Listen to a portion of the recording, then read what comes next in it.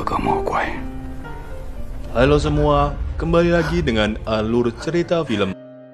Video kali ini akan bercerita tentang film yang bercerita tentang seorang pendekar hebat bermarga Wu yang membalas dendam kematian dari kakaknya. Film ini berjudul The Legend of Justice Wusong.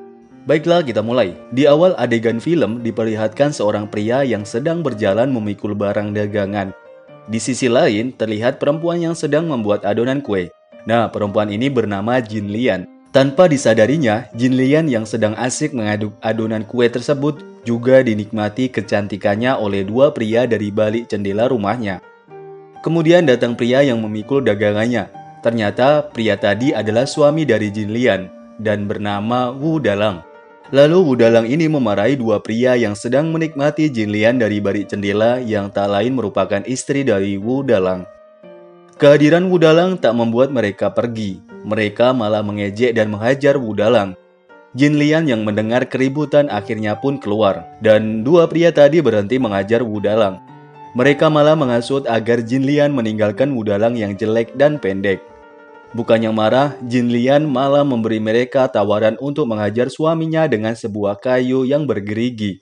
Mendengar tawaran Jin Lian, dua pria tadi langsung pergi begitu saja. Keesokan harinya Wu Dalang berangkat untuk menjual dagangannya. Ternyata Wu Dalang ini menjual kue bakpao yang dibuat oleh Jin Lian. Dia selalu berjualan dengan seorang pemuda yang bernama Yun. Di tengah perjalanan menuju pasar, terlihat orang ramai berkerumun ingin menyambut pendekar harimau yang sedang diarak keliling kota Yanggu dengan dikawal oleh beberapa polisi setempat. Wu Dalang yang melihatnya sangat senang sekali karena ternyata pendekar itu adalah adik kandungnya sendiri yang bernama Wusong. Dan karena Wusong adalah anak kedua, maka Wu Dalang memanggilnya dengan sebutan Erlang.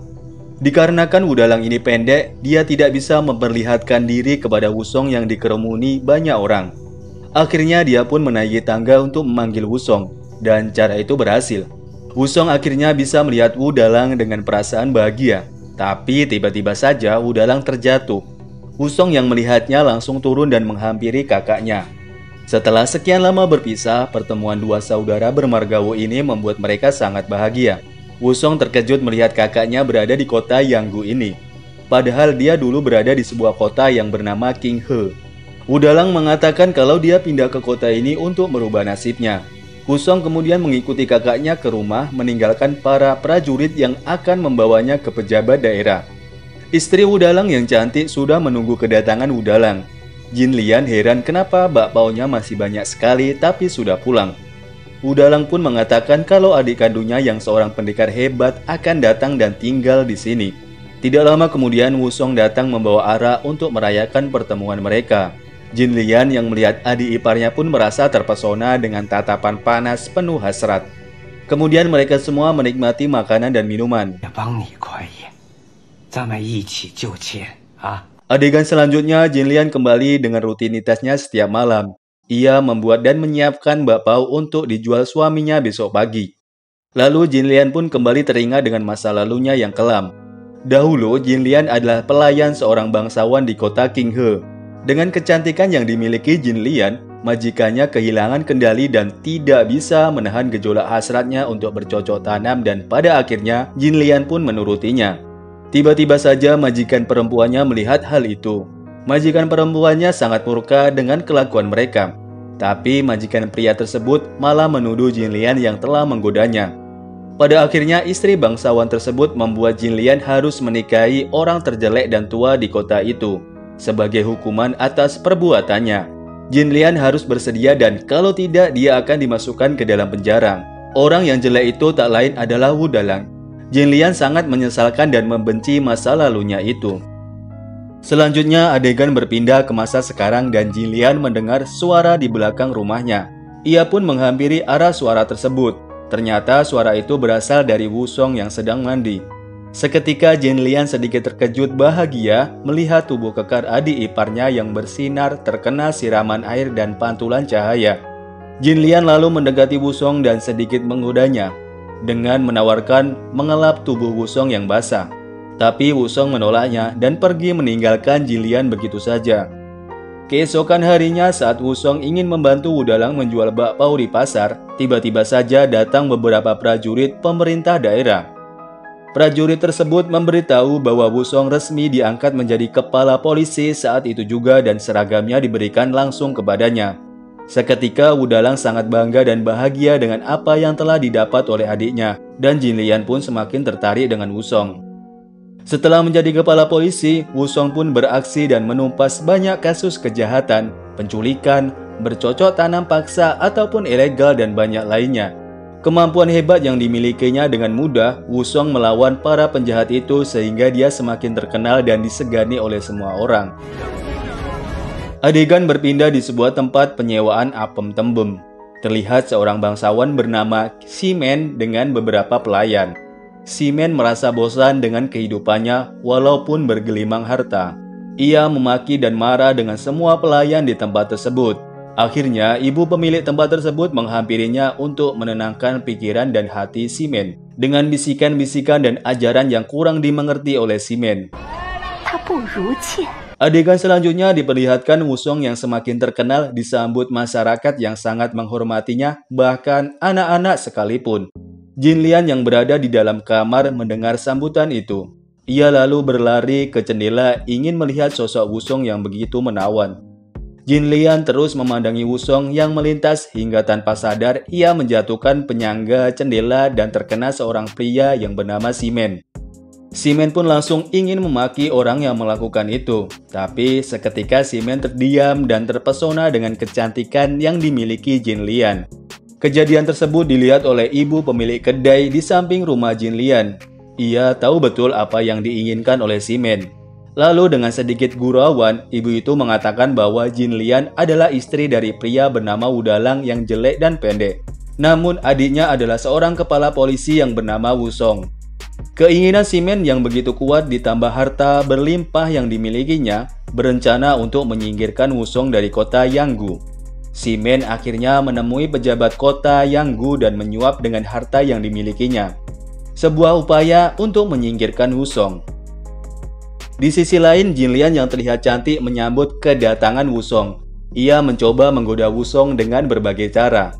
Namun, akhirnya Wusong merasakan kelakuan aneh Jinlian yang selalu menggodanya. Semakin Wusong menolak dan menghindar dari godaan Jinlian, semakin kuat pula Jinlian menggodanya. Hal tersebut tak membuat Wusong tergoda, malahan sangat marah kepada Jinlian. Saat Wudalang kembali ke rumah, Jinlian yang merasa malu dengan penolakan Wusong, ia lalu memfitnah Wusong telah memaksa untuk bercocok tanam dengan Jinlian. Tapi Wudalang tidak percaya akan hal itu. Pada akhirnya Wusong mengetahui sifat dan isi hati dari Jinlian yang sebenarnya. Jinlian mengutarakan semua isi hatinya. Ia bosan mempunyai suami yang jelek dan pendek. Wusong yang mendengar hal itu semakin marah karena Jinlian menghina kakak kandungnya. Namun Wudalang melerai mereka. Tidak lama kemudian datang prajurit menyampaikan sebuah perintah agar Wusong menghadap ke pejabat untuk diberikan perintah. Keesokan harinya tibalah saatnya Wusong melakukan tugas dari kepala daerah untuk mengawal sebuah barang yang akan dibawa keluar kota.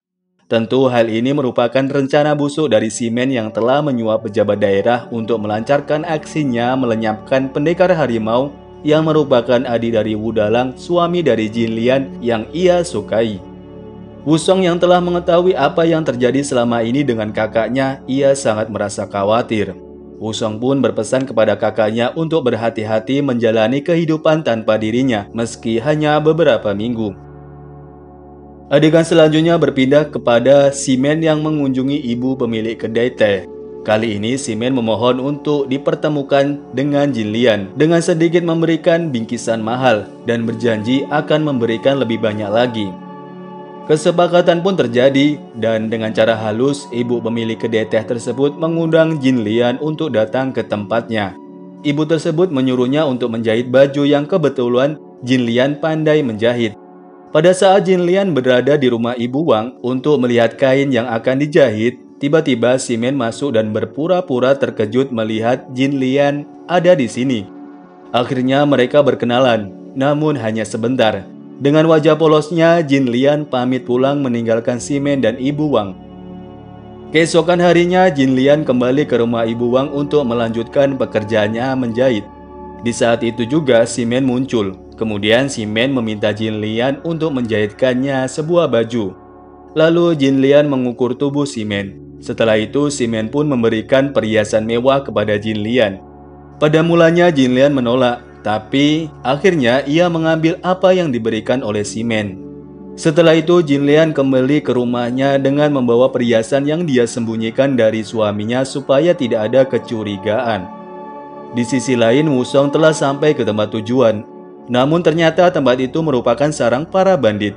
Setelah mereka dipersilakan masuk oleh penjaga, ia lalu disambut dengan kepala bandit dan ingin melihat isi kotak yang dibawa oleh Wusong.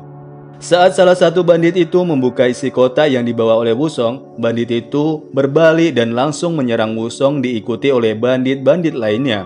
Dengan kehebatan yang dimilikinya, Wusong pun mampu menghempaskan beberapa musuhnya hingga menjatuhkan kotak barang yang ternyata isinya adalah batu. Semua ini adalah rencana untuk menghabisi Wusong demi serabi lempit Jin Lian. Para bandit tersebut akan diberikan 100 tael perak oleh si Men jika berhasil menghabisi Wusong. Namun, tak disangka prajurit yang bersamanya dari kota Yanggu menusuk Wusong dari belakang. Ternyata prajurit itu tertarik dengan imbalan yang ditawarkan oleh si Men. Nah, dari sinilah Wusong mengetahui siapa orang di balik ini semua. Adegan berganti pada Jin Lian yang sedang bersiap untuk bertemu dengan si Men di kedai Ibu Wang. Si Men dan Jin Lian menikmati makanan dan arak di rumah Ibu Wang.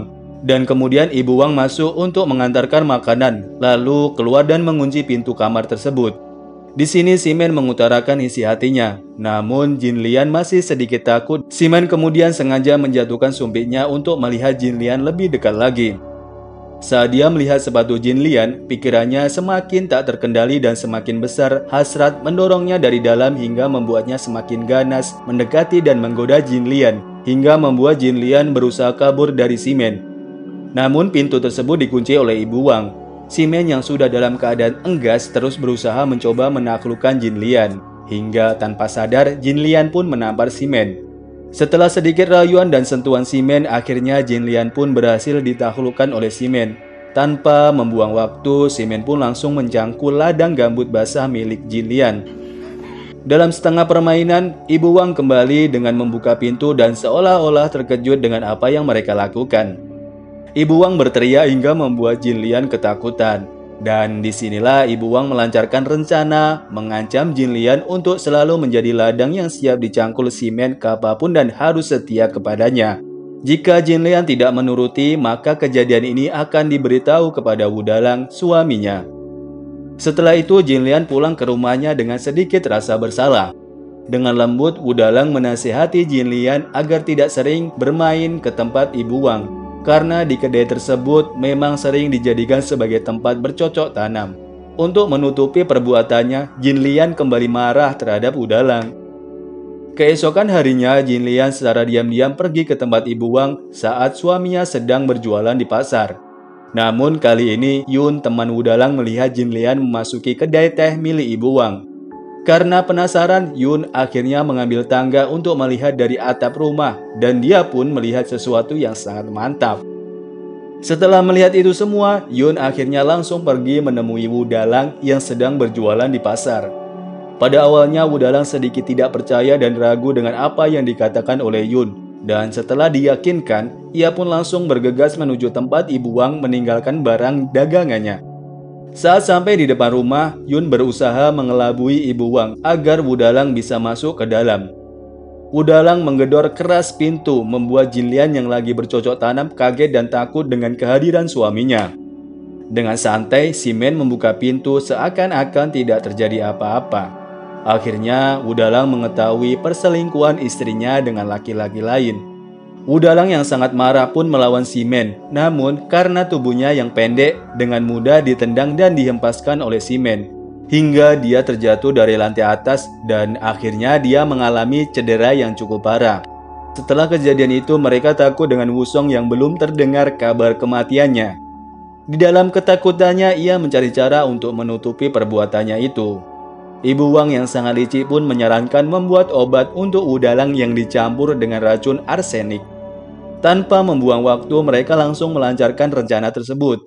Mereka membuat minuman obat yang telah dicampur dengan racun. Setelah itu, Jin Lian memberikan ke Wudalang untuk diminum agar cepat sembuh. Namun Wudalang enggan meminum obat tersebut dikarenakan belum bisa memaafkan Jin Lian. Dengan sedikit rayuan Ibu Wang dan Jin Lian, pada akhirnya Wudalang mau memaafkan istrinya tersebut. Lalu Wudalang pun meminum obat dari Jin Lian yang dicampur racun. Karena merasa aneh dengan rasanya, Wudalang yang curiga berhenti sejenak. Namun Ibu Wang yang jahat dengan ganas mencekokinya ke mulutnya hingga habislah semua racun itu diminum oleh Wudalang dan akhirnya Wudalang semakin sekarat. Jin Lian pun menyekap suaminya dengan selimut hingga tewas. Seminggu kemudian Wusong kembali ke kota Yanggu. Wusong sangat senang karena akan bertemu dengan kakaknya Wudalang. Namun di perjalanan dia merasakan ada kejanggalan. Semua orang ketakutan melihatnya. Beberapa saat kemudian Wusong melihat Yun yang merupakan teman Wudalang saat berjualan. Yun lari ketakutan saat Wusong menghampirinya. Wusong pun mengejarnya dan ternyata Yun ini disiksa oleh orang-orang Shimen agar tidak bercerita apa yang mereka lakukan. Yun yang merupakan sahabat Wudalang akhirnya memberitahu Wusong di mana Wudalang dibunuh oleh Jin Lian dan Shimen. Wusong terkejut mendengar hal itu. Ia langsung bergegas menuju rumahnya. Ia pun menuju pemakaman Wudalang. Tak lama kemudian Jin Lian datang mengenakan pakaian berduka cita khas Cina. Dia menangis sebagai rasa berduka atas kematian suaminya. Jin Lian mengatakan kepada Wusong jika kakaknya meninggal akibat sakit di bagian hati. Bahkan jasadnya sudah diotopsi dan dikremasi oleh orang-orang pemerintahan.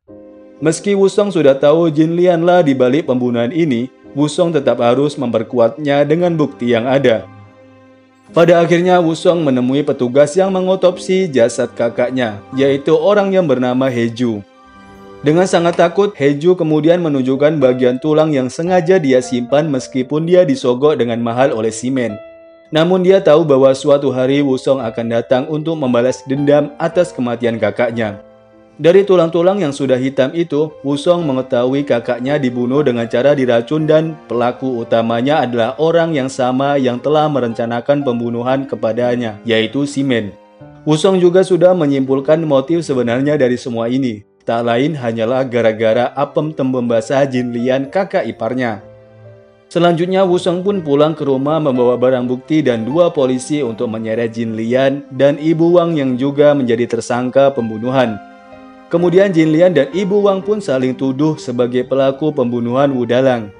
Wusong yang sangat marah dengan mereka semua akhirnya menusukkan pedangnya ke Jin Lian sekaligus memenggal kepalanya untuk dibawa ke tempat Shimen. Tibalah Wusong di tempat Shimen, orang yang sama sekali belum pernah ia temui dan tidak mengenalnya. Wusong pun membantai semua pengawal Shimen yang menghalanginya. Setelah Wusong berhasil melewati beberapa pengawalnya, ia lalu menghampiri Shimen. Kemudian dia melemparkan kepala Jin Lian ke arah Shimen sembari membantai para pengawalnya dan akhirnya dia bertarung dengan Shimen dengan kemampuan bertarungnya jauh di bawah Wusong. Dengan kehebatan yang dimilikinya, akhirnya Wusong pun mampu meratakan semua pengawal Shimen dan juga Shimen sendiri. Dan film pun berakhir. Terima kasih sudah menonton, sampai jumpa di video alur cerita film menarik lainnya dari channel ini. Jangan lupa sukai dan bagikan video ini. See you!